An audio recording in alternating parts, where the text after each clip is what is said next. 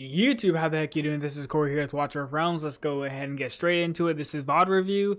We went against, I believe this is a Russian guild. I can't pronounce the name to save my life, so I apologize, right? But let's just go ahead and go through it. So I recorded a video about the defenses earlier. The Ymiret team is up to 9 wins at this point. Let's go ahead and click me. 9 wins, right? So I like how it's going. Anyways, let's go ahead and show out the actual attacks. I'm not going to show the defenses because technically I already did. So here are the attacks. First and foremost, this is going to be a Ymiret team. This is a very standard way. I actually go ahead and attack the Ymiret teams about 3 different ways just because I wanted to test out realistically what did I like the most. So first and foremost, whenever you're going against a team like this in particular, right, you go ahead and you drop your tank. And then you go ahead and drop your fool now. And you kind of begin the process, right? So in this particular run, I go ahead and start to set this up, and then I believe I drop double necros at 10 costs. So let's go ahead and speed this. Now the reason why we do this is because this tank here, this is a triple, technically quadruple physical damage team.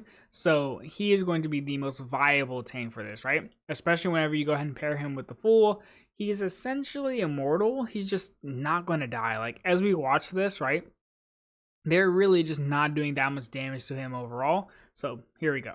We drop the double necros just right on time with that 10 cost, and we're going to drop a healer right about now.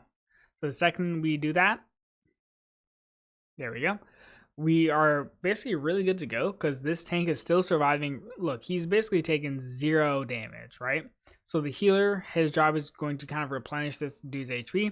And then our necros, they're just spawning up these skeletons constantly, just putting pressure on the remaining units here to just really bank on AoE damage. Now, we dropped a second healer here. This is literally just to keep everybody alive. It's super, super simple. Like anybody and their grandmother could do this. Now, we're waiting for the 10 costs because once we get to 10 costs, we're going to drop double dogs. Now, our necros are here taking a little bit of damage, but it's not that bad. They're just constantly spawning up those skeletons, and we start to see them pushing out here, right? They trigger hot set ult. That's our go. We go ahead and drop these double dogs, and we should see these units kind of just easily push through, especially because we already have basically maxed out to order of lock. And here we go. They start pushing through. They put damage on Wukong. They're going to kill Wukong probably.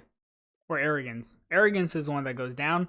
And the dog, somehow, it travels through this tile. It shouldn't have, but it just, I guess it really just wanted to win, right? It just broke the game right there. Anyways, that's super simple. That's Swarm version number 1. And then, let's see here. Where are we at? There's so many attacks. Alright, I think this is another Ymiret team. Yep, it is. This one was a little bit easier, right? They had, unfortunately, lower BP. So we're basically going to do a different version of the previous strat. I think what I do is I go ahead and drop the tank. Then the fool. And then I believe I start stacking healers once I get to 10 cost here. And let's kind of run this down. Super simple. What do I do? No, I don't. I guess I just go for the normal one this time. Either way, right? Super simple. I'll just kind of speed this one up then. We drop the healer. Drop the second healer. We're just stacking all this up for us, right? Get to 10 costs. Run it down with the dogs. GG. And here we go. 10 costs. Double dogs. And right, we're basically in the same game state. We're healing up. Our necros are right about to spawn any second now. And then our dogs are also just kind of pushing through for us. Necros spawn up. There we go. Unfortunately, those dogs did eat the entire hot set ult. Miraculously, right? They died. And here we go. Now we're able to kind of push through here. And even if we didn't, we still have all these dogs starting to spawn up. We were putting so much pressure on the DPS that this was a guaranteed win, no matter what. Necros are going to spawn up again. And there we go. We're starting to push through here. GG. Super simple. Interesting interactions there. I feel like that team was harder than the previous one. But something must have happened in terms of stuns or some weird interaction. But those are the Ymiret teams. Honestly, whenever you're attacking Ymiret teams, the easiest way is just swarm it, unless you're doing a variation like mine currently is. Alright, another Ymiret team, but this is Carnelian. So this functions a little bit differently. There's less heals overall, but more sustainability. It actually gets a little bit tricky because she can keep these units alive pretty easily. And the strat that we're using kind of relies on taking out one of these. Or maybe it doesn't rely on it, it's just a byproduct of it, right? By stacking up the dogs on these units, typically one of them dies, and Carnelian can kind of subvert that a little bit here. All right, so we go ahead, we drop the tank, drop the healer. So this is where I start to do the variation. So we go ahead, we drop the tank, then we drop the full, then we do healer at 10 cost, then the second healer once we get to about like 9 cost, right? The whole purpose of this is, once again, we kind of want to start stacking up these units and keeping this tank alive. And see, right, the tank's taking a lot of damage. So go ahead, drop the necros, and now we're pretty much good to go, right? This is a little bit of the reverse. Before we were dropping the necros and then the double healers, but this time we're setting this up ahead of time by dropping the healers first and then the necros. The reason why you do this is because you kind of want to mitigate your necros taking as much damage as possible, because if they die, right, like this run is over, it just fails. So we go ahead, do it like this to kind of mitigate that, and drop the double dogs. We're going to see these units push through, and honestly, these units are really healthy, right? We're not dropping our necros into an arrogance ult because of this version of the timing. And so we go ahead, we put pressure on Wukong, we trigger Carnelian, arrogance the same, and we are still able to win. But notice, right, the reason why it's a little bit tricky is because we never took out those units. They still stayed alive because of Carnelian. If it was Lily, for example, arrogance would have died, or Wukong would have died first, and then it would have been an easier win. So higher BP would have definitely made it, or if arrogance was stronger, let's be honest, would have made it a difficult situation to kind of go through. All right, so I think this is the next guy, right? Did I just showcase this? I think so. Either way, let's go ahead and skip this because I'm tired of the Ymiret teams, right? There's way too many of them. They ran way too many. All right. Here we go. I think it's this one. The one that I lose. This is the keep. Okay. So this is so funny, right? Because I lost this one, but I got 2 dogs through. But I can already tell you like what to do better than what I did, right? So this is the team. Super simple, right? Nothing crazy. Go ahead. Drop the Pharaoh Guard. Right? Let him run through. Now, I have 2 options here. In this case, what I do is I go ahead and drop the double necros, I believe. Yep. And then I stack this up. I don't think I drop a healer. Maybe I do. I don't drop a healer. Okay.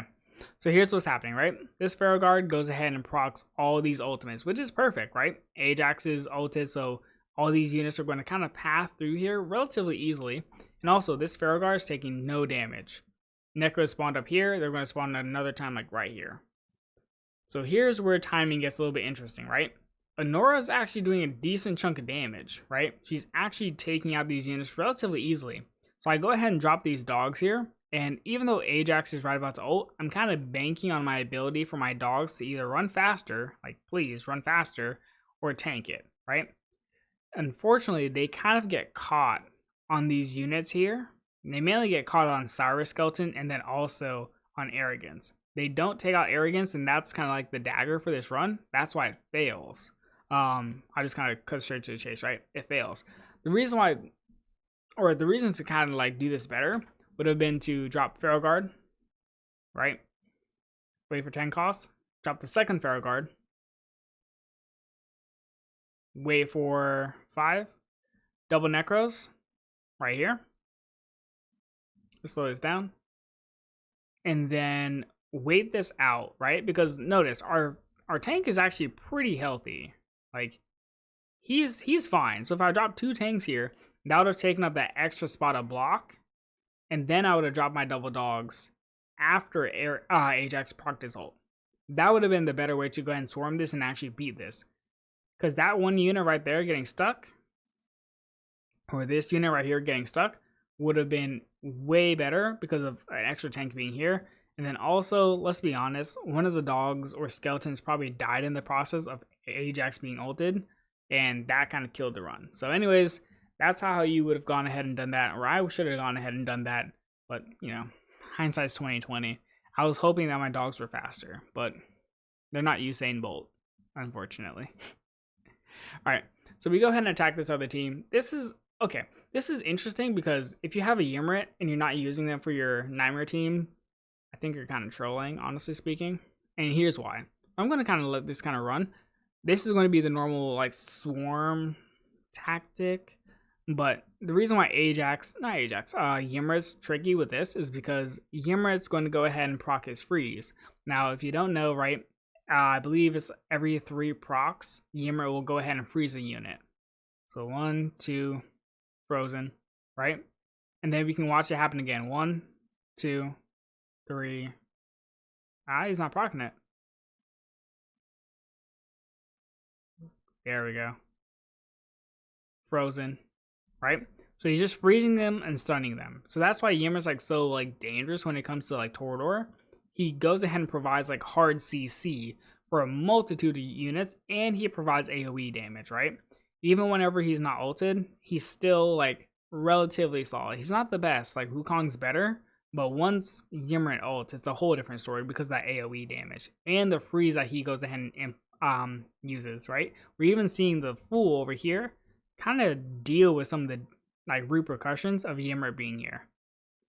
And now we have all this set up. Normally this would be fine, right? But once Ymiret ults right about now, we're going to see everything over here kind of just get wiped off the map. There we go. Frozen. And just chunked out. He's going to freeze all these units here. And he's going to do it again. And again. And Arrogance procs his ult now. And that's how this team worked. It is so CC heavy. It's absolutely disgusting. So, yeah, if you have a Ymiret, please just go ahead and use him. He's like the best. Okay, not the best Guild unit, but he's damn close. This team is actually interesting. It's a weird like mix of different units, but here's kind of what happens, right? The first thing we go ahead and do is we're trying to go ahead and proc Broke here, which we are able to do, right? Because we want to go ahead and shoot for Lily's passive proccing, and it does. The next step is we're going to go ahead and drop the double Garnet guards, and their job is realistically to go ahead and snipe Yuri. So here we go. Here's a healer, and then double Garnets, right? The healer gives them a little bit more sustain because RD is going to chunk them. And then Garnets go ahead and do their job. She's gone. Now, what happens next is I honestly can't tell you. Something between this point and the end went wrong. So we're gonna see and see what happened. All right, so Brokir is here. We don't get frozen, so we're fine right now. He freezes one, but that's from his ult. I dropped these dogs. I was hoping to do more damage than that. Honestly, I think that's probably where the mistake was. I should have dropped double Necros. I'm trolling. Yeah, I should have just dropped double Necros. I am trolling. Because then I could have just dropped the dogs right now. Could have dropped like double dogs. Yeah. I'm trolling. That's my bad. That's why I lost. Oh well. Learning, right? Alright, and then I think this is the final one. This is the final one. Where is it? Okay, we ended on a win. Okay, we double challenged Ymiret. I'm not even going to show this. That was too simple. Anyways, let me go ahead and see at least one more defense. Let's see how they did. Let's see. Let's watch this one. Flyer. Okay. Interesting. Do I survive this is my question. So go ahead and Yeah, there we go. So he basically chunked this out. Ah, he like shields the flyer in it. Interesting. But now he's basically out. Because now we're going to spawn a clone right here. Wukong survives. Mainly because Ezreal. Ezreal gives him his passive. And he survives. This looks like a win. Because Hatsa's going to go ahead and ult. And then take out this unit. And then next time, AJAX doesn't ult, but Hatsa's like really good for just clean up here. Yeah, that's GG. Interesting. Well, things to learn from. Anyways, thank you. See ya.